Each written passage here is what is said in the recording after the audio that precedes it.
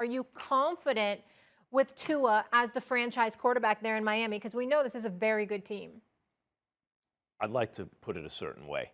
Okay. I still believe in Tua. Okay. To say confidence like, yeah, he's got it, but I still believe in him. And it's a dangerous reason why I believe in Tua. It's dangerous. And maybe it's because I'm emotionally invested. Like we all invested emotionally in certain guys. He's one of them. I want to see it work out. It's dangerous to say this because you could apply this to Mark Sanchez when he came out, right? He looks like he embraces the pressure. He looks like a big moment kind of guy. He has that something, right?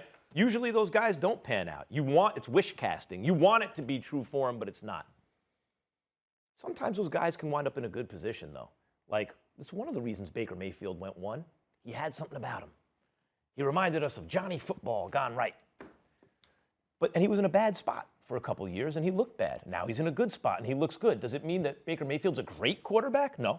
But he's a good quarterback. Baker Mayfield's a good quarterback. And I think Tua can be at least a good quarterback, too. He was a big game player in college. And he started very early in his pro career, guys. He's not holding the clipboard for a whole year and then behind some veteran and then taking over.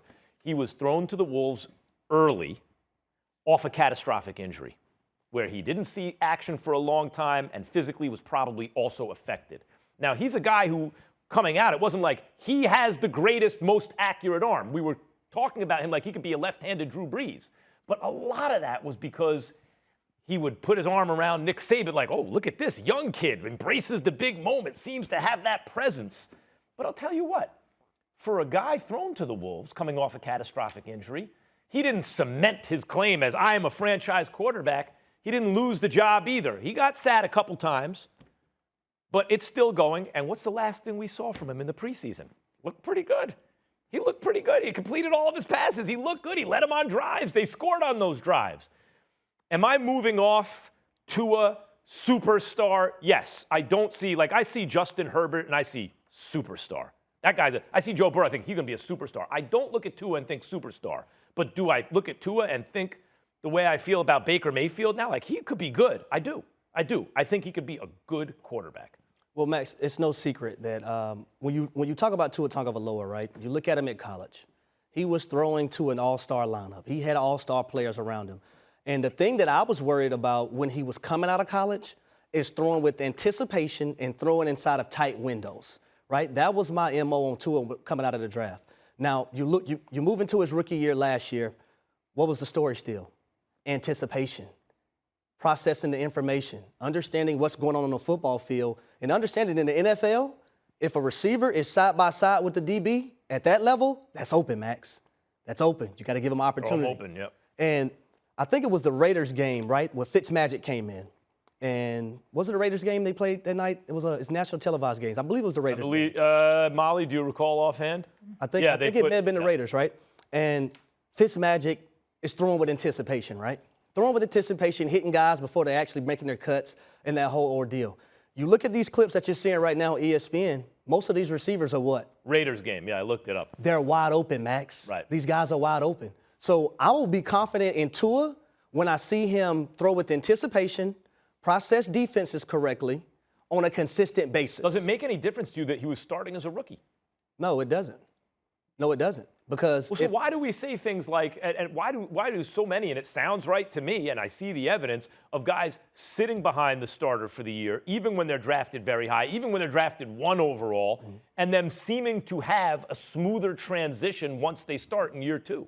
Well, I'll say this, Max. I think something that hurts Tua is something that hurts a lot of quarterbacks that come in the league. I think it's the spread offense where you don't have to go through your reads as much, and you're just throwing to the number one read and a guy who's open, who's better than the defender that he's going against. You're saying coming out of college? Coming out of college. Well, you got a lot of spread offense in the NFL now compared to the way it used to be. But you have reads off a read. If you have a cover 2, you can't throw a hitch, a 5-yard hitch route, a stop route into cover 2. You have to go to your next read. So now these guys in these spread offenses in college, they have to process information differently. So give them some time. That's what I'm saying. They threw him to the Wolves year 1, by the way, on a team with a surprisingly good defense. Like, remember, that Dolphins team, not that long ago, we were like, is this the worst team in NFL history? Like those kind of questions being asked, and you blinked, and that no-name defense was doing their thing, and Tua was the quarterback of a team that won more than they lost in his rookie season. But Max, notice what I said. I said I'm not confident in Tua right now. I'm not confident in Tua until I see him do it on a consistent basis, right? What is this NFL about, Max? Consistency. Can you do it on a consistent basis? If you can't do it on a consistent basis, then no, I'm not going to have confidence in you, nor are your teammates. Talk to me about the AFC East. How do you see that finishing out? Would you go Bills and then Patriots, then Dolphins? I will go Bills. I will go New England, Patriots, Dolphins. Okay. Not only would I also do it that way, but this is why I had Tua selected as one of my 5 guys in the NFL with the most pressure on him. Had him like 4th or 3rd or 4th or 5th. Because year 2 is the development year for a quarterback, particularly when you start year 1. Yeah. Because he was not that long ago, before Trevor Lawrence just like wowed everybody. It was like, boy, Tua's going to be the number 1 overall pick. Tua's going to be a superstar. Look at him. He has this thing. And now all of a sudden, he's in year 2 on a really good Dolphins team.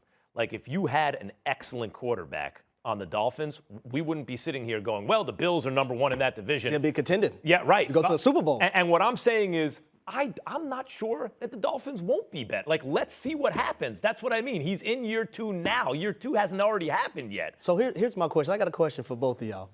Do y'all think Dolphins fans and management for the Dolphins, do you think they made a mistake in not taking Justin Herbert? Of course. But you know what? Do you think it goes through their mind? Justin Herbert just had arguably the greatest rookie season in the history of football. Like, I'm not saying it is. I'm saying that's on a short list. And all the games they lost were very close. Because coming out, I had Herbert ahead of Tua in my eyes. You had Herbert ahead of Tua. Evaluating film. I had Herbert ahead of Tua. Let's put it this way. If Trevor Lawrence lives up to all the hype, has an amazing rookie season, he'll be where Justin Herbert is now. Justin Herbert is what people are hoping Trevor Lawrence will be. Exactly. Like, Justin Herbert is an insane. Yeah, they're different quarterbacks. He has a chance obviously. to be outside of Mahomes and Rodgers, the best in the business by the end of this. He has a chance.